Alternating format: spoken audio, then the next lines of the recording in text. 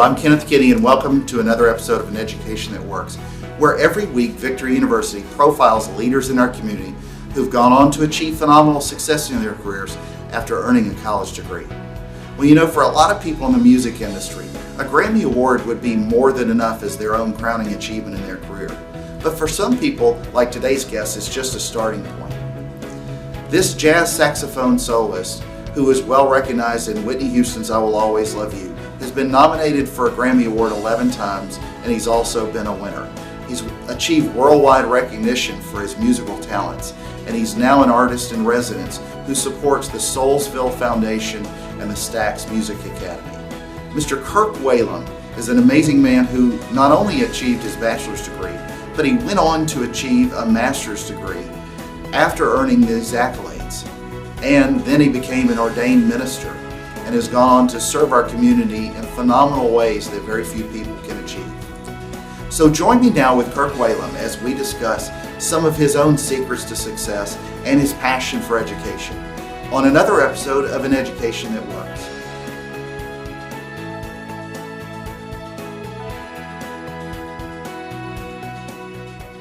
So thank you again for joining us on another episode of An Education That Works. I'm here with the artist in residence here at the Soulsville Foundation and also Grammy Award winning jazz saxophonist Mr. Kirk Whalum. Thank you for being on the show. What a pleasure to be here. Absolutely. Well, first of all, I know a lot of people talk to you about your music, but what really inspired me to talk to you was about your educational background. Yeah. Can you talk a little bit about your own college degree and you know how you got from there to where you are today? Only if you'll allow me to start with my junior high band director. Sure. Yeah. Since we're here in Memphis, I moved home recently, 7 years ago, and my wife and I met when I was 15 here, and we lived a lot of places, including LA. We lived in Texas.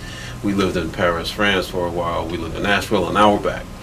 And so I think often now of, you know, long before college, Mr. Darrell Henning was my band director in junior high, and that was when I was first introduced to the saxophone. I mean, really, you know, where you actually get one to take it home. Mm-hmm. And, you know, that is very important to me to talk about because I still think it's important for us to make that moment possible for more and more kids, where you have that instrument in your hands and you're sitting in your room going like, wow, what does this do? And so, and then there was Mr. Roy McLemore at Melrose High School. And then I went to Texas Southern in Houston. And why Texas Southern? Why did you decide to go away? I will be perfectly honest and say I had a few scholarships, but I saw a picture of the cheerleaders and Sure. the majorettes at Texas Southern, and that was what did it. And I'm just being completely honest. Yeah, that's an honest answer. Yeah.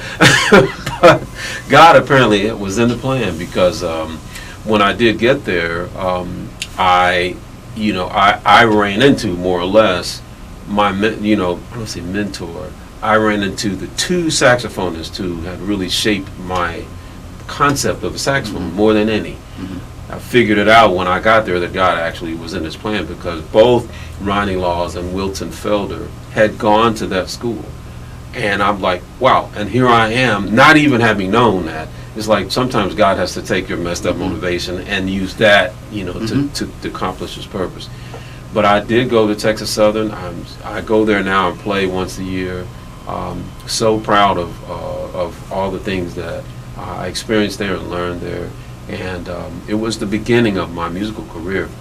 And while I was still in school at Texas Southern, really my second year, I began. First year was marching band, so I didn't have time to do anything. Mm-hmm. You know, the ocean of soul. You know, you don't have time to breathe, let alone go out and do anything. But second year, I started going out playing, and really that was it. That was the beginning of me, Kirk Whalum, a band leader, recording artist. All that started my second year at Texas Southern. Did you know at the time that, you know, although you knew your talents were growing and you were learning as an artist, did you know at the time you were band director that you were going to do this for a living, or did you think that finishing college was your number one priority? Right. So, you know, I really saw myself right from the beginning as performing and recording. Mm-hmm.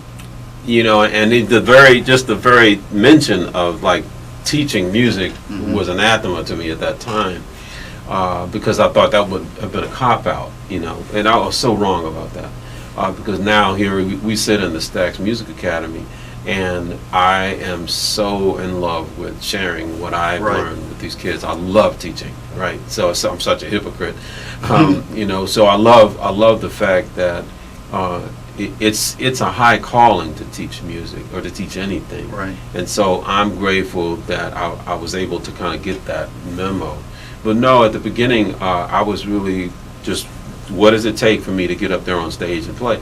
But at the same time, I also knew intrinsically, and later on, I guess I knew it, you know, in my actual brain, that I was a minister. Right. You know, I had grown up in the home of a minister, and I saw myself, though I didn't admit this till years later, standing there sharing the gospel of Jesus Christ. But I would never admit that, because by then I was so into music, and I was just dead set on making these people wrong. All the, you know, folks at church would say, "You're going to preach too." I was like, "You don't know what I'm going to do," you know. So I was all about the rebellion, you know. Years later, I accepted that calling, then moved to France, you know. But now my calling as a minister is very much a part of what I do out on stage. Well, you know, I think one of the things that really intrigues me, other than just your music, is the fact that you're a guy who won a Grammy Award, but still felt the need to go on. I mean, you actually went on to get a master's degree, Right. which is really fascinating. And I kind of like you to talk about why that was a calling to you, because most people could have. I mean, you've been nominated, I believe, 11 times Yeah. for Grammy Awards. You've reached a lot of success and fame, yet you felt the need to go on to get that master's. Why? What inspired you to be basically a lifelong learner? Absolutely. I had wanted to go to seminary for a long time, and I kept sort of saying, well, now's the time, and then I would go back out on tour or something. So it was, in one sense, it was a matter of just getting around to it. Another thing that really inspired me was I ran into a young musician who I truly admire, named Michael Burton, young saxophonist. I say young, I'm 55, he's probably 31 probably now. But I heard him play, and I said, wow, this kid is really good, you know. And so we formed a relationship, and I found out that he had a master's degree in music. And I thought, I hear this kid has a master's, and I'm sitting here, you know, procrastinating. So, you know, honestly, it was partly because I was, you know, provoked to good Sure. works, you know, as it were. And but I do consider myself a constant learner on the instrument. Like, I feel like I could just as easily, rather than getting a master's in of art and religion, I could have gone for a master's in music, because every week for me it's about going further in terms of my instrument, in terms of, you know, the technique and concepts of playing the saxophone. You know, one of my heroes, Sonny Rollins, is 80 something, 85 I think, and he's still working on it. He's still practicing really hard. And so that, you know, again, so it's about, as you say, being a lifelong learner.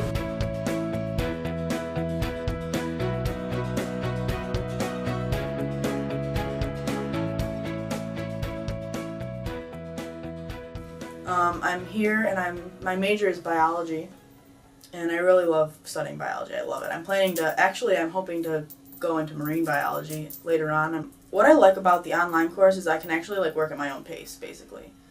Like, most of the stuff for my independent study online course isn't due until the end of the term. The only thing that we have scheduled is our exams. So I can work at my own pace. I mean, I just take the exams, and I can do all the homework and all the assignments whenever I want. So I can work at my own pace and do it however I feel like doing it. And for me, that's good, because I'm a very independent person, and I like to be able to do things my own way. When in class, it's very scheduled and planned out. But the two courses that I have at Victory, like on campus, I like those two. I mean, they're both biology classes. And I do like having the professor there too, to ask questions.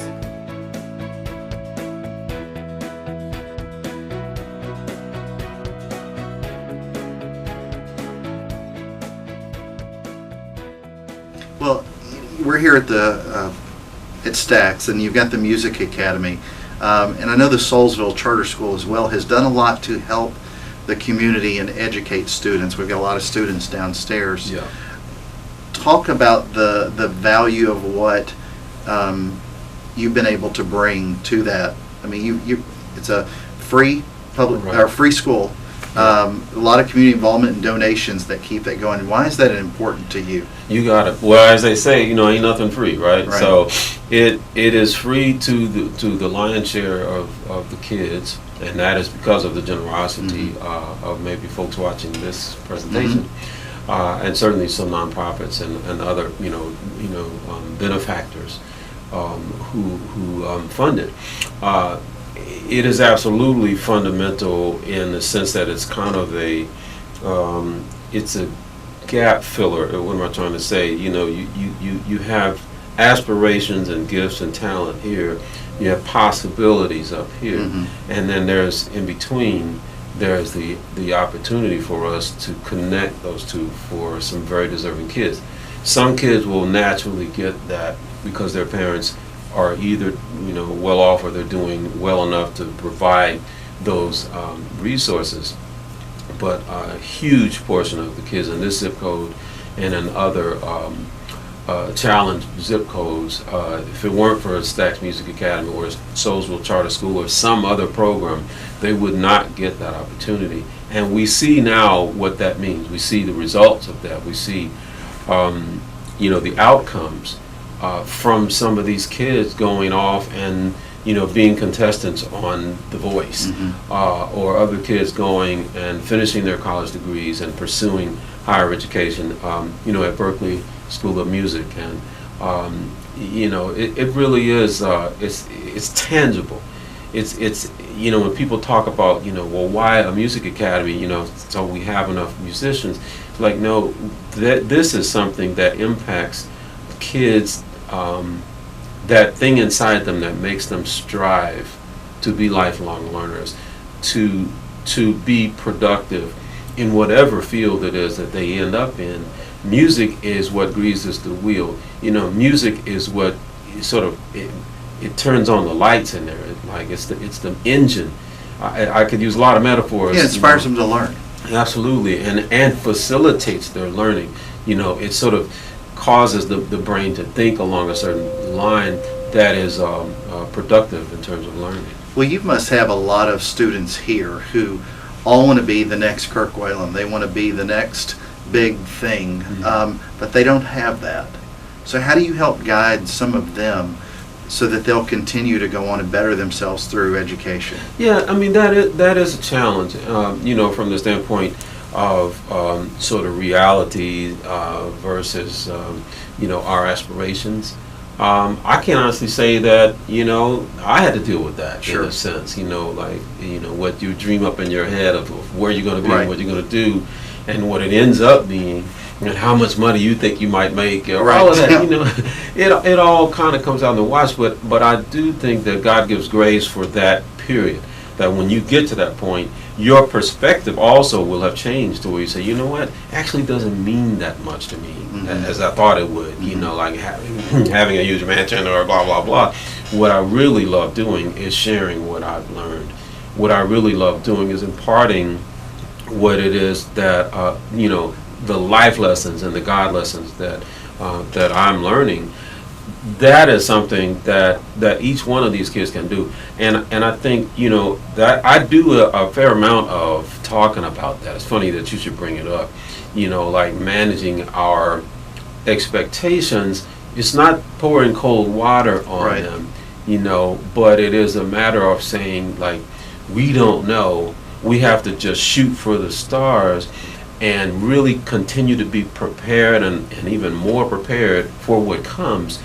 But to try to instill in them a better understanding of how important they are horizontally. In other words, all these people here, these other kids, these are the people whose lives they can impact profoundly because of what they're doing, because of the hard work that they're putting into this thing called music. That it can be, spiritually, socially, so many different ways. Obviously education, that they could become instructors to share with other people what it is that what life's all about. You can't talk enough about that, and I will end by saying that it's extremely important to address that, to say to kids, what, if you're not the next Miley Cyrus, it's okay, you know, because what you're going to be is a really, really cool version of you. And what God intended for you to be, it's going to take a lot of work to get to that. So don't worry about being Miley. You know, you worry about this, and I guarantee you, you're going to be happy and fulfilled doing what you're supposed to be doing. Well, and I think it's great that you're here to offer them that teaching, because so many people, especially in music, think that they've got to be the performer. But there are a ton of careers, a ton of jobs in the music industry that somebody can sit back here and you know, work a mixer and be a magician. That's right. And not necessarily have to be the one behind the microphone and have a great career. That is so true. Again, aside from the non-musical quote-unquote careers that are informed by the musical training, there are so many careers that are in the music business that, as you say, are behind the scenes. And now that the entertainment business really is very focused on video, you know, there's a ton of jobs that are musical training behind a camera. You know, those are really important things, because you'll be a better whatever that is, if it's a videographer or dealing with somebody's website. You know, the more you know about music, the better.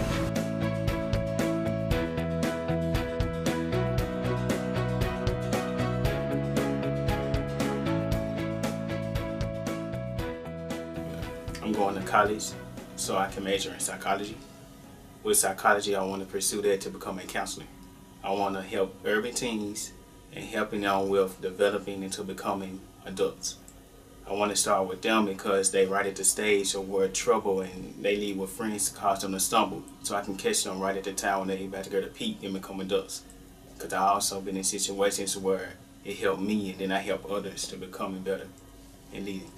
A training scholar means someone who is applying themselves in schools, also around the community and helping others to apply themselves to do more things and further themselves and becoming a better person.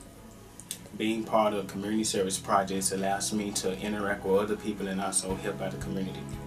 I have enjoyed meeting new people, interacting with students and teachers, and them helping me to strive to become a better leader.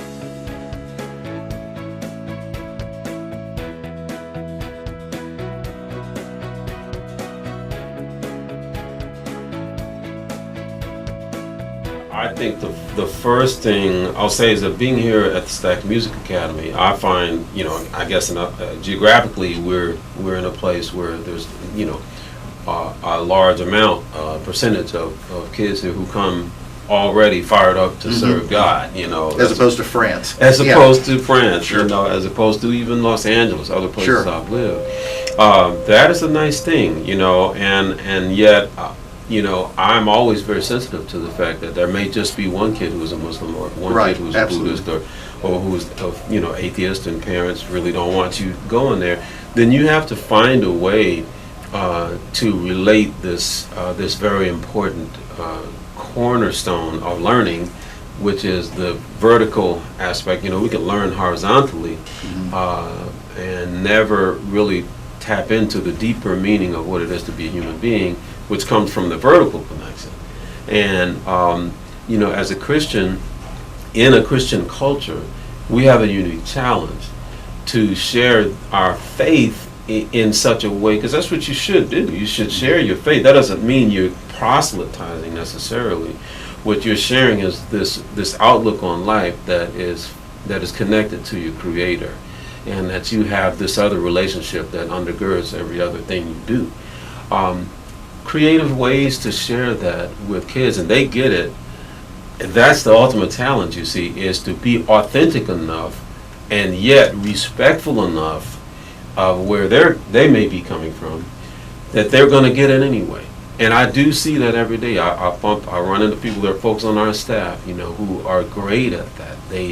They share who they are and whose they are, without necessarily having to say it, Right. You know. And I think kids get the kids have huge antenna, and so they know, you know, if you're authentic or not, you know. Well, and you've done that even through your own jazz, while being able to stay true to jazz. You've introduced the gospel of jazz. How is that a way to help inspire students to embrace faith? Right. Yeah, I think you're right that there is an aspect of sharing who we are and whose we are by virtue of something that hooks people. And I would say in my case, what I've strived for is for that something to be, again, authentic, to where what comes from the Spirit and is, I call it conviction. Like that conviction is hard to ignore. It's really, really hard to ignore. Like if the wind is blowing really hard, you can't Sure. you can't ignore that. You have to deal with it, right? And sharing that conviction through music, but also a level of virtuosity. Right. Again, so there's technique. Again, it's hard to discount if somebody's coming at you with something that's really awesome, and it doesn't have to be, again, technique like classical or jazz technique or virtuosity, but just, like a folk singer who's really been putting the time into it, to where there's an excellence to the way it's executed, let alone, the spiritual impact of it or the emotional impact. It's really good, and people have to deal with you. And I think that opens another kind of door. Again, this is just my perspective, lots of different ways of approaching it. But I think it's great because it puts the onus on you to spend the time to acquire that kind of virtuosity. That doesn't just happen. I'm gifted. Well, yeah, okay, but how much time have you put into that gift? Right. Well, what advice do you give to colleges and universities today? If you had to think what's a better way to help these students when they leave here and go to college, what kind of advice do you give them so that they'll prepare better, not necessarily musicians, but better leaders for tomorrow? Yeah, that's a really good question. I think, first of all, recruiting really has to be a lot broader and a lot more inclusive. I think it's probably easier for a lot of colleges to approach recruiting from the standpoint of who are the kids who will make us look good. And so how we find them? Well, let's look at these numbers here, and this data and this matrix and this rubric and whatever. But you know what? You got to get out. You got to get out of your bubble and go hang out at some places like the Stax Music Academy, where you'll find some kids who come from another scenario where they don't have the kind of reinforcement academically, for instance, that that a lot of kids have, but they end up being just dynamite waiting to explode onto the scene of being productive, holistic, productive, citizens. I mean, I can't even say enough about them, but they are under the radar to the average college recruiter. So Absolutely. They have to find ways of getting, just get out, just fear not, get out into the highways and byways of some of these underperforming schools or whatever, and develop relationships. And there's ways that you can actually assist in these little plants, providing the right kind of fertilizer for these little plants, that they would actually reach their intended potential. So, talk about your own future, where you see yourself going in your own, with your own music. I mean, what are your own plans for the next 5-10 years? Yeah, well, I think, part of what I have to do is sort of ride the waves of, my career in terms of where I'm going to be accepted or not. You just don't know. I mean, there's a part of what I do that's, kind of waiting by the phone. Sure. I could say that my manager waits by the phone, but I wait by the phone to hear from him. Right. And, this couple of 3 months I'll be in Mozambique, I'll be in Cape Town and Johannesburg, and I'll be in Japan, and I'll be in Brazil. And, these are places that, you don't know whether or not your music is connecting. But then you get, this invitation or this request that says, "Wow, I guess it is." And so now you continue to try to be where you're supposed to be and share what it is you're supposed to share. But at the same time, here's Stax Music Academy, and an opportunity for me to share. I just wrote a little article. We have a newsletter that goes out to the kids. It's online, and so it's kind of a ministry for me. I shared with them about, so you just won the lottery, and tell me the 5 things that absolutely gonna be in your house. Sure. your fat crib, Right. And so I just had fill in the blanks. I said, so now I can't see your list, so let me just let you know that all of that cool stuff, the game systems and Right. whatever, is gonna basically fall in a big mud hole if you don't have a solid foundation. Right. Okay, so I'm able to minister from that point of view. Like, what is that? What is a solid foundation? And you can't leave God out of that, Anyway, those are the types of things I do, and I want to do more of that. And to answer your question, I don't really know, and I'm not the kind of person that has a 5-year plan, but I do know that the way to get there is a step at a time, and I have to be excellent today for this step. I'll go in there and practice. When we're done, I'll have lunch and I'll go in there and practice. And that's what I want to model for these kids, is that I'm constantly working on me, and that in itself is a worship to God. Just me in the room practicing is a sacrifice, an aroma to God. And then hopefully what will happen is that God will, and He seems to keep doing it, put me in a position to where then I share, and I have to trust Him in that moment for what I will share, either musically or verbally.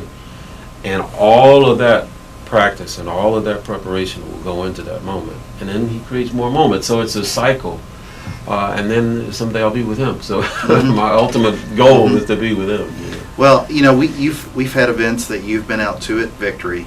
We've had the ensemble, alumni ensemble from the Stax Music Academy perform as well. And I think one of the things that I just thought was amazing, and I'm hoping that all the students know you're still young.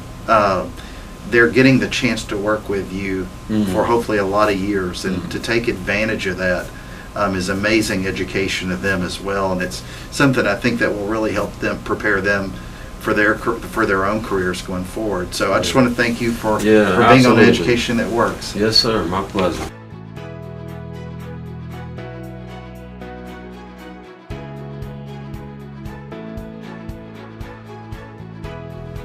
So if you or anyone you know was inspired by Kirk's story, if what he said was music to your ears, or if you simply want to earn a bachelor's degree and help change our world, then I urge you today to go to aneducationthatworks.com. On behalf of Victory University, thank you for An Education That Works.